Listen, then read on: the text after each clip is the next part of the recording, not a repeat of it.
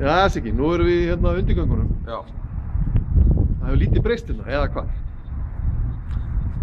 Þetta nokkuð skrautlegt í dag, en þetta var nú skrautlegt á sínu tíma. Það kannski aðeins skæraði litir í dag, og meira kannski, en það var mikið krot og skemmtilegt umhverfi hérna. Þetta var dásalegt hreiður pönktímans, skemmtilegt lífefni og það var svolítið, kannski ekki það sem maður vill sjá beint í dag, en þetta var mjög áhugaverður tími hjá okkur hérna unglingunum sem áttum hérna atkvarf og þetta var félagsmiðstöðin okkar.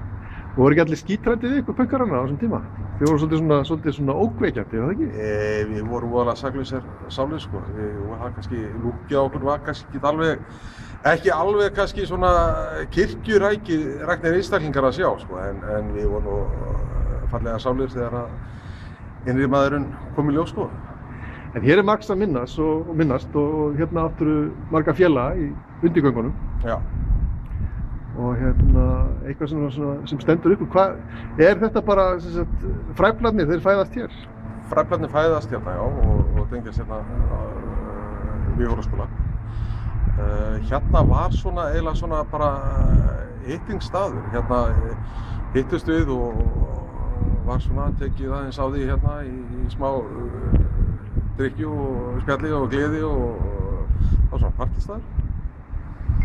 Og hérna mynduðist mörg ting sem að haldast ennþá í dag og sem dæmi að ég var ekki úr Kópavogi.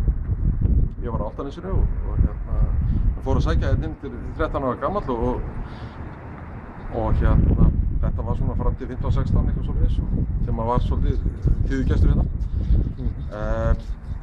En hérna mynduðust sterk tengsl og margir af mínum sterku vinum eru aðeila sem kynntist hérna og höldum ennþá tengslum og sambandi og ákveðið gengi, gamla gengi, við hittust alltaf einu sinni í mánuði og það bara gleðið að því og það væri rosalega gaman að sjá þetta svæði verða aftur að einhverju sem að myndi aðeins, sem að yrði svona tónlistarlega séð og eitthvað skemmtilegt og eða svona einhver meetingstaður sem að væri þetta að skapa eitthvað.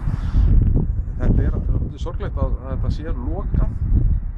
Það væri gaman að sjá þetta lifna við og verða eitthvað svona eins og til dæmis í kring pönkhátíðina sem hafa verið haldnar inn í Kópavogi. Það væri frábært. Og það er hægt að halda hérna tónleika og svona alls konar uppákomur? Heyrðu, hérna væri alveg hægt að huga því að halda einmitt tónleika og þetta geti verið þessar æfinguhúsnæði fyrir unga og upprennandi tónlistamenn. Við erum alltaf að vera ríkari og ríkari af flottum og öflugum og glæsilegum tónlistamönnum. Nú eina af elstu hljómsveitum landsins, hún er ennþá starfandi og hún verður nú til hérna í mekka pönksins og það er nú Fræflarnir. Þeir eru ennþá að koma saman og spila. Hérna væri jafnvel hægt að huga því kannski að fara út í eitthvað myndlisttengt, búa til kannski lokal þar sem að menn getur verið að sýna heimagerð sína, kannski svona fyrir minni og eða stærri hverfland sem í því. En þú snerið síðan alveg baki við pönkið, þú bara hættir að vera pönkar allt í einu? Já, það var að taka þennan vikilag, ég sé aðstæðist og vartið að segja þér á það. Heyrðu, já, þegar fórum að líða þarna í 16 ára aldri, þá áttaði maður því að framtíðin væri kannski alveg mjög beisinn á að vera í pönkari með hauskúpun á bakinu og gattan á öxlunum og hérna sjálfsfróðunarmerkin og Fræflamerkið og Nefreiðsmerkið og Sex Pistols og allt þetta anarkið í barminu, sko. Það var kannski ekki alveg framtíð. Þannig að ég fór aðeins að spögla og grúska og reyna að átta með hvað ég vildi fara í framtíðinni. Og ég vildi fara eitthvað lengra og jafnvel athuga með að hafa aðeins áhrif og aðeins að spögla og spá þannig að eftir einn góðan kjötbölludinner hjá mömmu og þá velti ég mér í pönkara-galanum mínum inn í herbyggi og tróð mér í annað skiptið í fermingajakkafötin. Mér var tróðið í þau þarna 3 árum áður. Þarna var ég að reyna að tróða mér í þau, ég hafði eitthvað aðeins stækkað, þau voru frekar lítil. Þetta hafðist nú og stutta skálmandar og jakkinn. En hérna á mömmu brá svolítið þegar ég labbaði fram á ganginn. Spurði hvað í ósköpunum væri að gerast.